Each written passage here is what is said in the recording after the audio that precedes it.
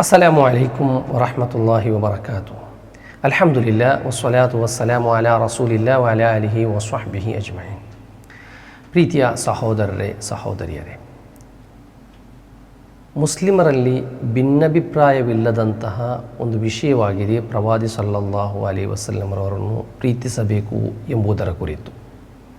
ಇದರಲ್ಲಿ ಯಾವುದೇ ಸಂಘ ಸಂಸ್ಥೆಗಳಿಗೂ ಕೂಡ ಅಭಿಪ್ರಾಯ ವ್ಯತ್ಯಾಸವಿಲ್ಲ. ಎಲ್ಲರೂ ಕೂಡ ಪ್ರವಾದಿ ಸಲ್ಲಲ್ಲಾಹು ಅಲೈಹಿ ವಸಲ್ಲಮರವರನ್ನು ಜೀವಕ್ಕಿಂತಲೂ ಹೆಚ್ಚಾಗಿ ಪ್ರೀತಿಸಬೇಕು ಎಂಬ ನಿಲುವನ್ನು ತೋರುವವರಾಗಿದ್ದಾರೆ. ಇಲ್ಲಿ ಈ ಕುರಿತಾಗಿ ಪವಿತ್ರ ಕುರ್ಆನ್ನಲ್ಲಿ ನಮಗೆ ಅಲ್ಲಾಹನು ತಿಳಿಸಿಕೊಡುವಂತಹ ಸಂದೇಶ ಸೂರ ಅತ್ತೌಬ ಅದರ 24ನೇ ಸೂಕ್ತಿಯಲ್ಲಿ ಅಲ್ಲಾಹನು ಹೇಳುತ್ತಾನೆ, ಕುಲ್, ಪ್ರವಾದಿಯವರೇ ಹೇಳಿರಿ, ಇಂಖಾನ ಆಬಾಉಕುಂ, ನಿಮ್ಮ ತಂದೆಯಂದಿರು. ಇದರಲ್ಲಿ ಮುಫಸ್ಸಿರ್ಗಳು ಹೇಳುವುದು ತಾಯಿಯೂ ಕೂಡ ಒಳಗೊಳ್ಳುತ್ತದೆ ಎಂಬುದಾಗಿದೆ. ಅಂದರೆ ನಿಮ್ಮ ತಂದೆ ತಾಯಿಯಂದಿರು.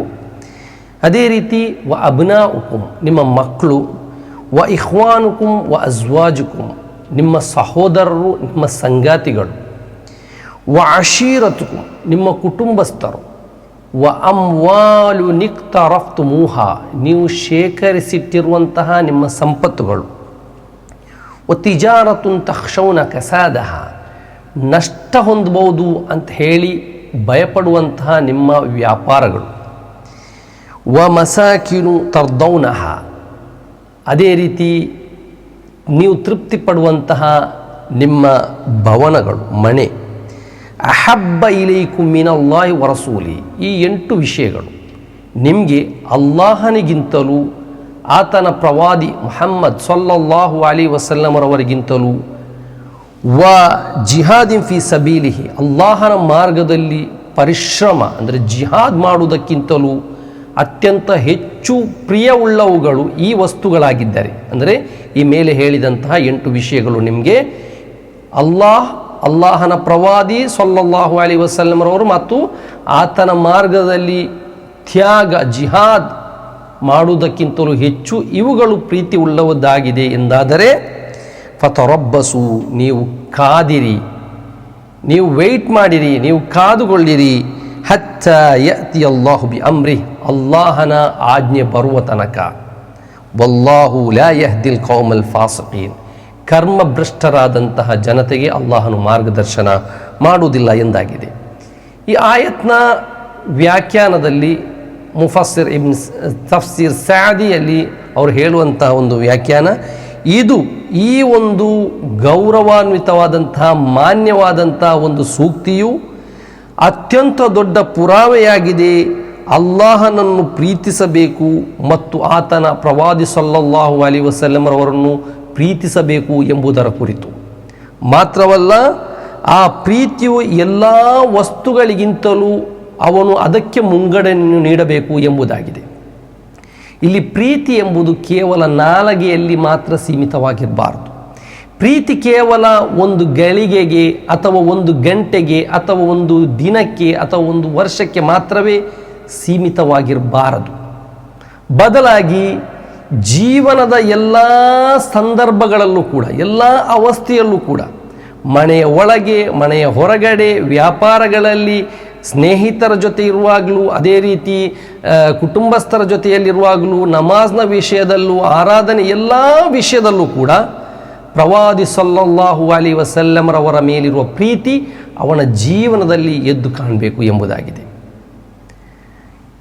ಮಾತ್ರವಲ್ಲ, ಇಲ್ಲಿ ನಮಗೆ ಒಂದು ಅರ್ಥ ಮಾಡಿಕೊಳ್ಬೇಕಾದಂಥ ಒಂದು ವಿಷಯ, ಪ್ರವಾದಿ ಸಲ್ಲಲ್ಲಾಹು ಅಲೈಹಿ ವಸಲ್ಲಮರವರ ಬಳಿ ಉಮರ್ ಬಿನ್ ಖತ್ತಾಬ್ ರದಿಯಲ್ಲಾಹು ಅನ್ಹುರವರು, ಇಸ್ಲಾಮಿನ 2ನೇ ಖಲೀಫರಾದಂಥ ಉಮರ್, ಅವರು ಪ್ರವಾದಿ ಸಲ್ಲಲ್ಲಾಹು ಅಲೈಹಿ ವಸಲ್ಲಮರವರ ಬಳಿ ಹೇಳಿದಂತಹ ವಿಷಯ, ಓ ಪ್ರವಾದಿಯವರೇ, ಅವರು ಸತ್ಯಸಂಧರಾಗಿ ಮಾತನಾಡಿದರು, ಯಾವುದೇ ಮುಚ್ಚುಮರೆ ಇಲ್ಲ.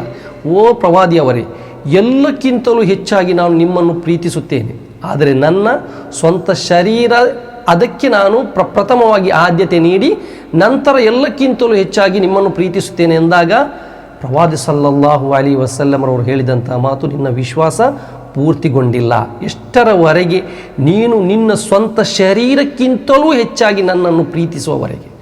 ಆ ಸಂದರ್ಭದಲ್ಲಿ ಅವರ ನಿಲುವನ್ನು ಅವರು ಬದಲಾಯಿಸಿದರು. ಯಾರು?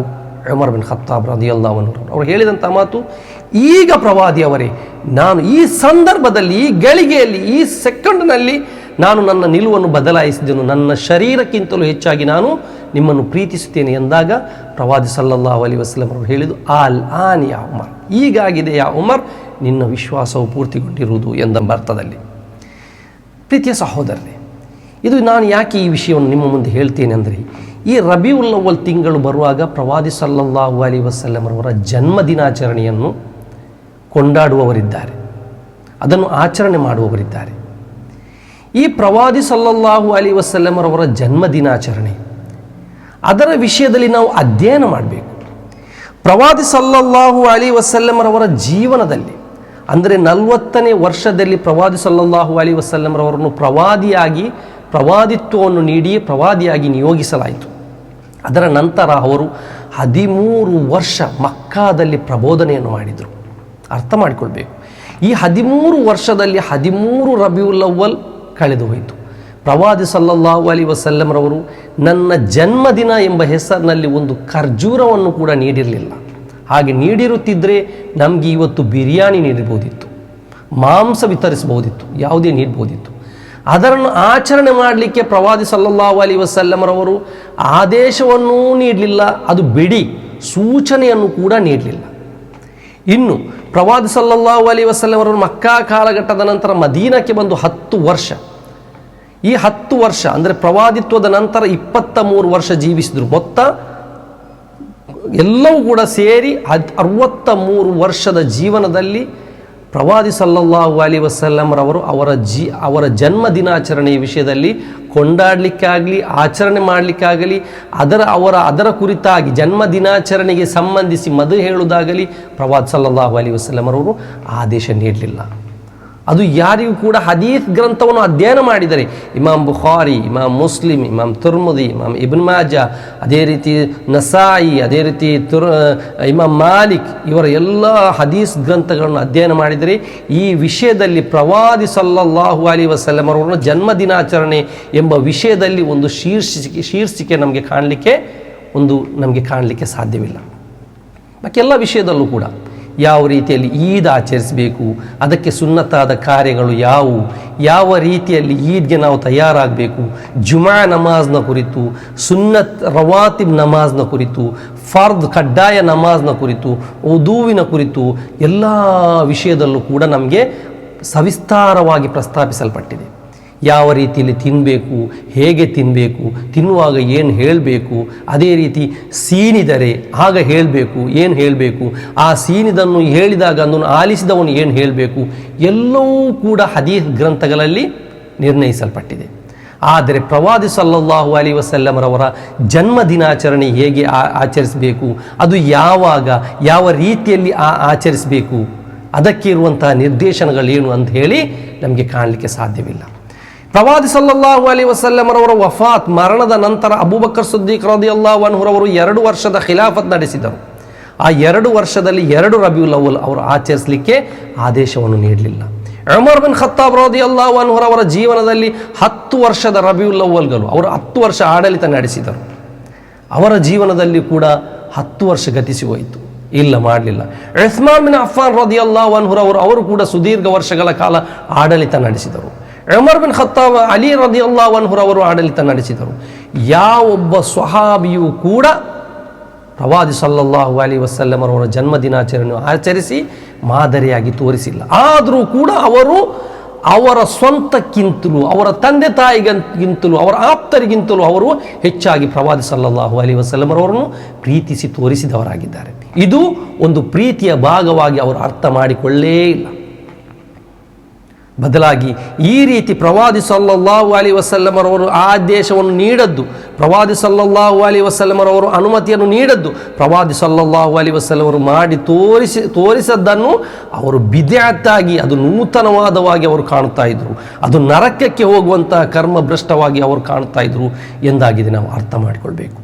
ಪ್ರೀತಿಯ ಸಹೋದರರೇ, ಪ್ರವಾದಿ ಸಲ್ಲಲ್ಲಾಹು ಅಲೈಹಿ ವಸಲ್ಲಂ ಅವರು ಎಲ್ಲ ಶುಕ್ರವಾರದ ಪ್ರವಚನಗಳಲ್ಲಿ ಹೇಳುತ್ತಾ ಇದ್ದರು, ಅತ್ಯುತ್ತಮವಾದ ಮಾತುಗಳಲ್ಲಿ ಅತ್ಯುತ್ತಮವಾದ ಮಾತು ಅಲ್ಲಾಹನ ಮಾತಾಗಿದೆ, ಅದು ಪವಿತ್ರ ಕುರ್ಆನ್. ಆ ಪವಿತ್ರ ಕುರ್ಆನ್ನಲ್ಲಿ ನಮಗೆ ಆದೇಶ, ಪ್ರವಾದಿ ಸಲ್ಲಲ್ಲಾಹು ಅಲೈಹಿ ವಸಲ್ಲಂ ಅವರ ಜನ್ಮದಿನಾಚರಣೆ ಕುರಿತು ಆದೇಶ ಕಾಣಲಿಕ್ಕೆ ಸಾಧ್ಯವಿಲ್ಲ. ಚರ್ಯೆಗಳಲ್ಲಿ ಅತ್ಯುತ್ತಮವಾದಂಥ ಚರ್ಯೆ ಪ್ರವಾದಿ ಸಲ್ಲಲ್ಲಾಹು ಅಲೈಹಿ ವಸಲ್ಲಂ ಅವರ ಚರ್ಯೆಯಾಗಿದೆ. ಅದು ಹೇಳ್ತಾ ಇದ್ರು ಪ್ರವಾದಿ ಸಲ್ಲಲ್ಲಾಹು ಅಲೈಹಿ ವಸಲ್ಲಂ ಅವರು. ಆ ಚರ್ಯೆಯಲ್ಲೂ ಕೂಡ ನಮಗೆ ಕಾಣಲಿಕ್ಕೆ ಸಾಧ್ಯವಿಲ್ಲ. ಶರ್ರಲ್ ಉಮೂರಿ ಮುಹ್ದಥಾತುಹಾ, ಕಾರ್ಯಗಳಲ್ಲಿ ಅತ್ಯಂತ ನಿಕೃಷ್ಟವಾದದು ಅದು ನೂತನವಾಗಿ ನಿರ್ಮಿಸಿದ್ದಾಗಿದೆ. ಎಲ್ಲ ನೂತನವಾಗಿ ನಿರ್ಮಿಸಿದ್ದು ಅದು ಬಿದ್ಅತ್ ಆಗಿದೆ. ಎಲ್ಲ ಬಿದ್ಅತ್ಗಳು ಅದು ಪಥಭ್ರಷ್ಟತೆಯಾಗಿದೆ. ಎಲ್ಲ ಪಥಭ್ರಷ್ಟತೆಗಳು ನರಕಾಗ್ನಿಗೆ ಸೇರುತ್ತದೆ ಎಂದಾಗಿದೆ. ಆ ನಿಟ್ಟಿನಲ್ಲಿ ನಾವು ಇದನ್ನು ಕಾಣಬೇಕೇ ಹೊರತು ಇದನ್ನು ಆಚರಣೆ ಮಾಡಬಾರದು ಎಂದಾಗಿದೆ. ಈ ಸಂದರ್ಭದಲ್ಲಿ ನಮಗೆ ಹೇಳಲಿಕ್ಕಿರುವುದು, ಇದು ಬಂದದ್ದು ಹಿಜ್ರ 300 ವರ್ಷದ ನಂತರ ಶಿಯಾಗಳು ಅವರಾಗಿದೆ ಇದನ್ನು ಜಾರಿಗೆ ತಂದಿರುವುದು. ಅಂದರೆ ನಮಗೆ ಮಾನದಂಡ ಅಲ್ಲ ಸಹೋದರರೇ. ಅದನ್ನು ಅರ್ಥ ಮಾಡಿಕೊಂಡು ಇಂತಹ ನೂತನವಾದಂತಹ ಸಿದ್ಧಾಂತಗಳನ್ನು ನಾವು ಮೂಲೆಗೆಸೆಯಬೇಕು, ಅದರಿಂದ ದೂರ ಸರಿಯಬೇಕು. ನಮ್ಮ ಈಮಾನ್, ಅದೇ ರೀತಿ ನಮ್ಮ ಕರ್ಮಗಳನ್ನು ನಾವು ಸಂರಕ್ಷಿಸಬೇಕು. ಅಲ್ಲಾಹನ ಕುರ್ಆನ್ನಲ್ಲಿ ಏನಿದೆ, ಪ್ರವಾದಿ ಸಲ್ಲಲ್ಲಾಹು ಅಲೈಹಿ ವಸಲ್ಲಂ ಅವರು ಏನು ತಿಳಿಸಿಕೊಟ್ಟಿದ್ದಾರೆ, ಸ್ವಹಾಬಗಳು ಏನು ಅರ್ಥೈಸಿಕೊಂಡಿದ್ದಾರೆ, ಅದನ್ನು ನಾವು ಧರ್ಮವಾಗಿ ಸ್ವೀಕರಿಸಬೇಕೇ ಹೊರತು ಕಂಡದ್ದನ್ನು, ಆಲಿಸಿದ್ದನ್ನು, ಕೇಳಿದ್ದನ್ನು ಇದನ್ನೆಲ್ಲ ಆಲಿಸಿ ನಮ್ಮ ಜೀವನದಲ್ಲಿ ಧರ್ಮವಾಗಿ ನಾವು ಆಚರಿಸ್ತಾ ಹೋದರೆ ನಾಳೆ ಪರಲೋಕದಲ್ಲಿ ನಾವು ಬಹಳ ಘೋರವಾದಂತಹ ದುರಂತವನ್ನು, ನರಕಾಗ್ನಿಯ ಶಿಕ್ಷೆಯನ್ನು ಎದುರಿಸಬೇಕಾಗಿ ಬರಬಹುದು ಎಂಬ ಎಚ್ಚರಿಕೆಯನ್ನಾಗಿದೆ ಈ ಸಂದರ್ಭದಲ್ಲಿ ನಾನು ನಿಮಗೆ ಕೊಡಲಿಕ್ಕೆ ಇಚ್ಛಿಸ್ತಾ ಇರೋದು. ಸೃಷ್ಟಿಕರ್ತನಾದ ಅಲ್ಲಾಹನ ಧರ್ಮವನ್ನು ಸರಿಯಾದ ರೀತಿಯಲ್ಲಿ ಅರ್ಥ ಮಾಡಿ ಅದನ್ನು ಪಾಲಿಸಿ ಜೀವಿಸುವಂತಹ ಭಾಗ್ಯಶಾಲಿಗಳ ಸಾಲಿನಲ್ಲಿ ನಮ್ಮೆಲ್ಲರನ್ನು ಸೇರಿಸಲಿ, ಅನುಗ್ರಹಿಸಲಿ. ವಾಖಿರು ದಅವಾನಾ ಅಲ್ಹಮ್ದುಲಿಲ್ಲಾಹಿ ರಬ್ಬಿಲ್ ಆಲಮೀನ್. ಅಸ್ಸಲಾಮು ಅಲೈಕುಂ ವರಹಮತುಲ್ಲಾಹಿ ವಬರಕಾತುಹು.